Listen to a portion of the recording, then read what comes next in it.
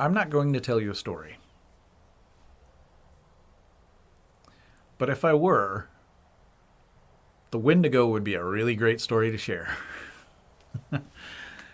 Oh my. This is one of the most popular folklore creatures from the United States these days, and I think it's fantastic. Um, Unfortunately, there is a lot of the popular version, I should say, of the Wendigo these days that's in the pop culture is nothing anything like the actual stories that come from the Northeast uh, United States and Southeast Canada.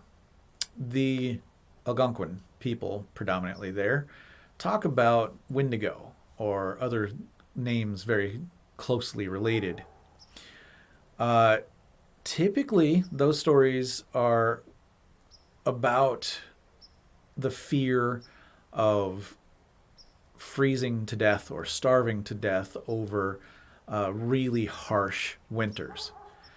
This is why Wendigo is almost always related to the really harsh, cold weathers. As it's Halloween, as I'm recording these and hopefully reporting, posting is what I meant to say. Uh, it's getting colder outside, and the campfire you see about the other way, the campfire behind me I recorded last night. It's wet and it wouldn't burn, and it's not. It's a daunting thing. Thankfully, I was just in my backyard. You can see chain link back there and everything. So I'm not in any danger. But that's not the case at all for Native Americans that had lived for millennia in the cold northern areas there.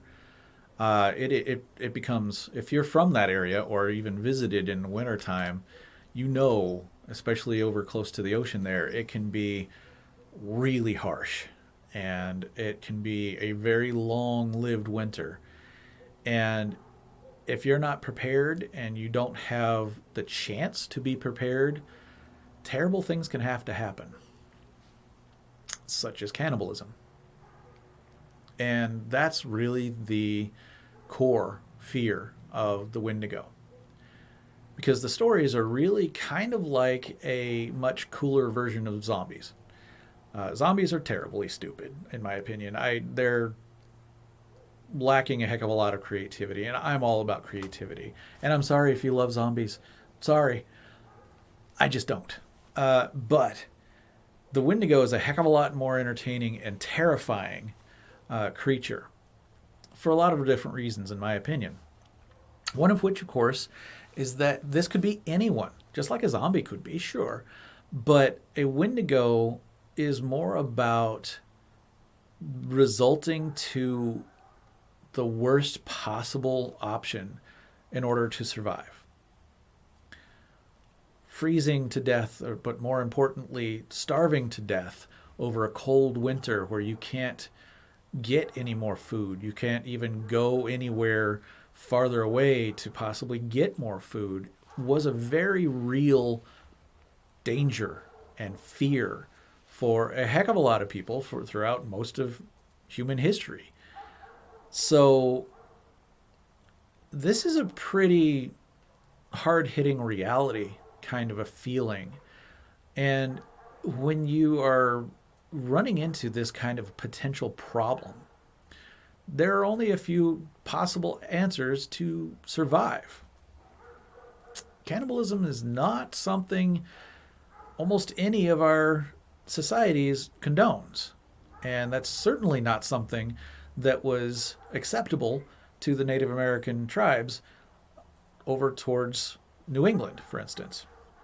This was not at all okay, of course.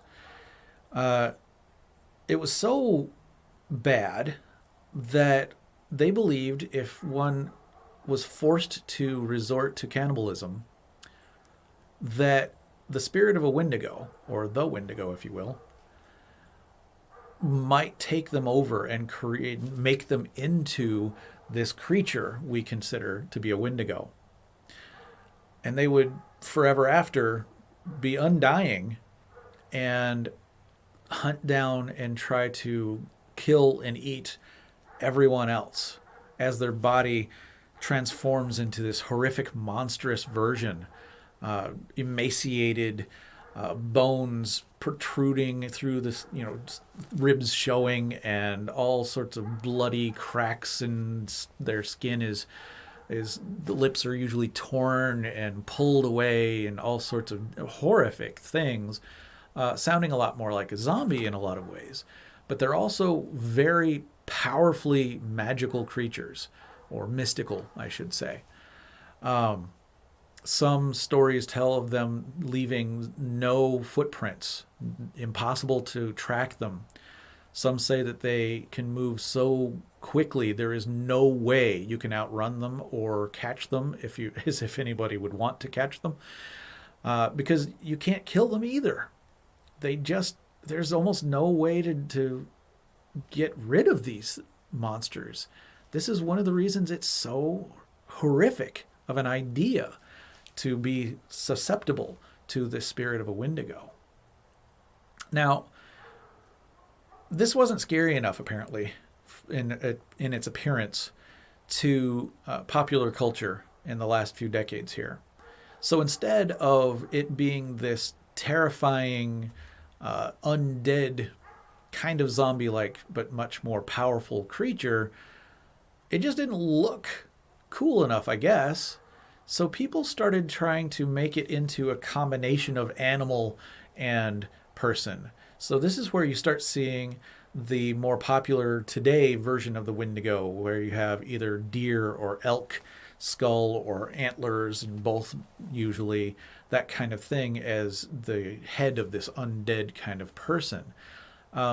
It's not, I've never seen anyway, any version of the original tales that talk about that kind of thing. It's much more of a turning you into a monstrous thing that's not so much an animal person so much. Regardless, I think it's fantastic visual image. So I sculpted one too. One half. One as well.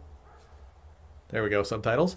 But I made it with, what I did was I took a deer skull, replaced some of the teeth with a casting of a St. Bernard's jaws, flipped it upside down to make it even a little bit stranger, and then replaced the jaw with the casting there. Took the antlers and moved them towards the front so they're much more aggressive, kind of scary kind of thing. In the eye socket, I sunk in a glass human eye in there and sculpted over it. Gave it kind of wild fur-like hair going off and down the back of the neck and that kind of thing. Some ice crystals out of resin and some actual crystal stone to look like frozen stalagmites and stalactite kind of things coming off of it. And then its body is cracked and a little bit of redness around, and its lips are pulled and bloody and that kind of thing too.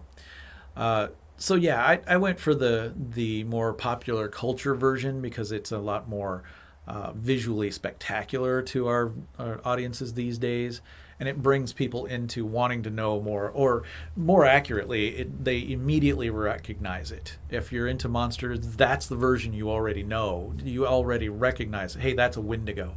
And it's interesting, even though it may not be the actual appearance that they were supposed to have in the actual stories. Still, it's a fantastic creature. I thoroughly suggest anybody and everybody that's interested in monsters actually read up on it instead of just, following the pop culture thing. There are some really fascinating tales recorded, even some white folks talking about them as in the, I want to say, early 1900s is some of the things that I'm thinking of specifically. Some really colorful stories, really terrifyingly, horrifically bad things that they talk about very often. And if that's your thing, indulge, because there is a lot of Wendigo talk out there about some really horrific stuff. So, as the embers are about to die behind me, I will sign off with this video and get to talking about some more creatures instead of endlessly blathering on about one of my favorites. I'll see you soon. Thank you for joining me. Again, thanks for subscribing so that I can build this channel up and share with everyone what kinds of things I'm interested in and what I do as an artist. Thank you so much for your help. I'll see you soon.